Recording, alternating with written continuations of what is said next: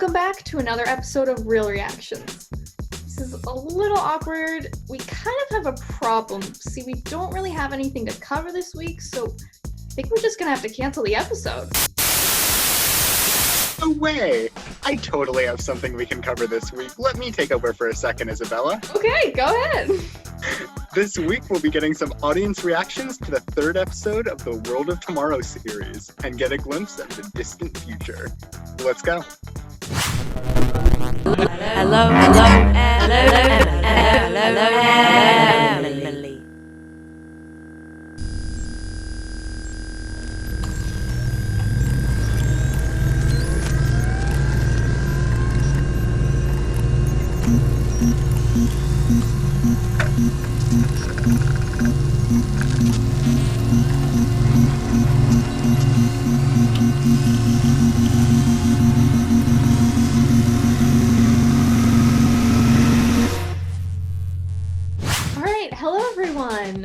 Welcome back to this week's episode. So today we're going to be covering World of Tomorrow. So first things first, would you recommend World of Tomorrow to people? I mean, you already know that I would. I recommended it this week. It's one of my favorite short films of all time. I think it's incredible in every way. I love the animation style. I think the writing is hilarious, but also really, really depressing. I love the use of classical music. I think this is like a perfect short film. I am really, really glad that Devin recommended it because I've been meaning to watch the films of Don Hertzfeldt because I've heard so much, especially being in film school. And although I haven't seen the other World of Tomorrow films, I'd absolutely recommend it to someone. I think I'd recommend that they watch the other ones first. It was a little bit confusing for me, most likely because I watched only the third one. But even the third one alone can be viewable. So there are a lot of like big concepts and time travel and clones and a bunch of big sci-fi concepts that might be hard to grasp sometimes. But overall, I think that a lot of people would enjoy this short film. Yeah, I thought it was great. I thought it was funny, but also really uniquely profound. And I thought just the way they balanced that was super, super entertaining to watch.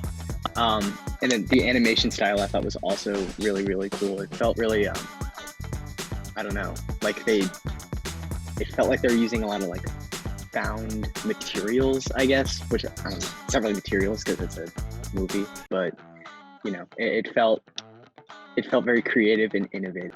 Yeah, I would recommend it. I thought it was really interesting. It had me captivated the whole time. Like every second I wanted to know more.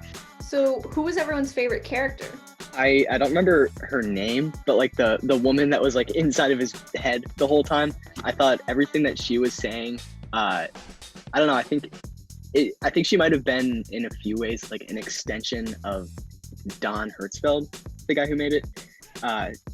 Because it felt like her thoughts were just like, it felt like he was just like speaking from himself. So I don't know, everything she was saying felt very poignant and comical. So she was probably my favorite. Yeah, she was also my favorite. I was really intrigued by her character, especially because like I was wondering about, you know, she had the number on her head also. So was she just like a copy clone rather than like the real, what's her name, Emily? So like, was she not the real one? Like, I was just very intrigued by her character. And yeah, a lot of the stuff she was saying was funny. Like, I was cracking up over the pop-up ads part when those like started flooding into the screen. That was really funny. So I would say she was my favorite. I'd say the second David Prime. That's his name, right? David? I'm pretty sure. I don't know. Random answer. I also liked Emily a lot. Yeah, for the sake of being unique, I'm gonna bend the rules a bit and choose someone from the first World of Tomorrow. I like the character of Emily Prime. So in the first World of Tomorrow, we see Emily as a young child, and she's actually played by Don Hertzfeldt's niece, who was 4 at the time of filming. And so a lot of her lines are improvised, and it's just very adorable, and it sounds like very natural. Yeah. So Don Hertzfeldt is known for his minimalist character designs mixed with detailed backgrounds. how do you feel about the visuals in these short films, in this short film?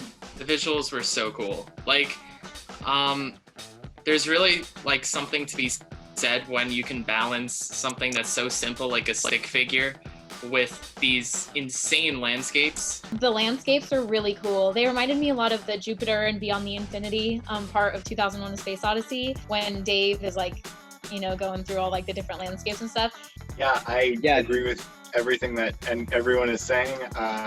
Yeah, I think that not only does every single shot look absolutely gorgeous on its own, but it like perfectly like represents what the characters are feeling. So for instance, you'll have a lot of these, like the character is very, very small and this gigantic background, and it's just, it feels like very isolating. There feels like there's a disconnect between the characters and their environment, which really fits because a lot of the film is about characters living in the past, not being happy with their present. Yeah.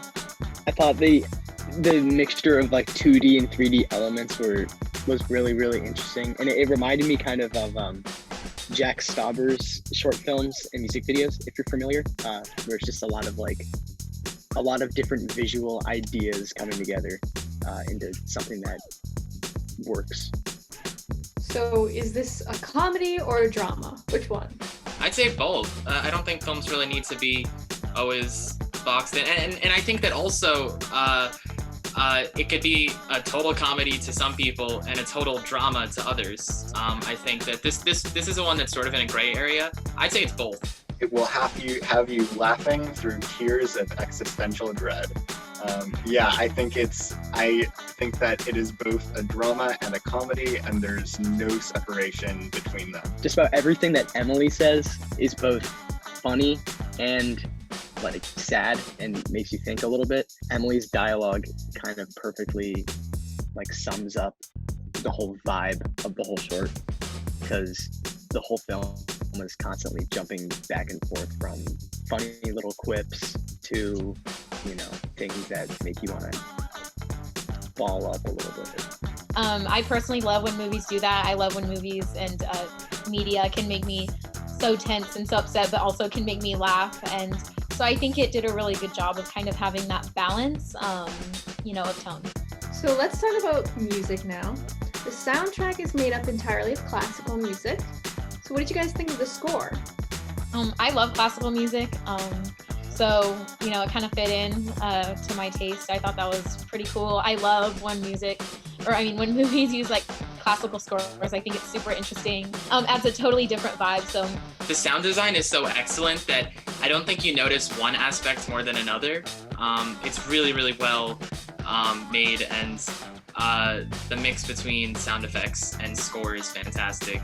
Yeah, it really fits the like the idea of a sci-fi epic. Like everything's, you know, very massive. I think that the music they use is like very melancholy. Even though he clicked calming music, it made me kind of sad. Yeah, I think it just fit perfectly. Yeah, I thought the music blended very well with the short, and kind of what Derek said. You don't really notice one element more than the other because everything just works so well together. And jumping off of what Devin said, the mix of diegetic and non-diegetic music was super, super funny. Like in that moment where he's playing the like calming music when he's walking around. Okay, thank you guys so much for sharing your thoughts about Worlds of Tomorrow.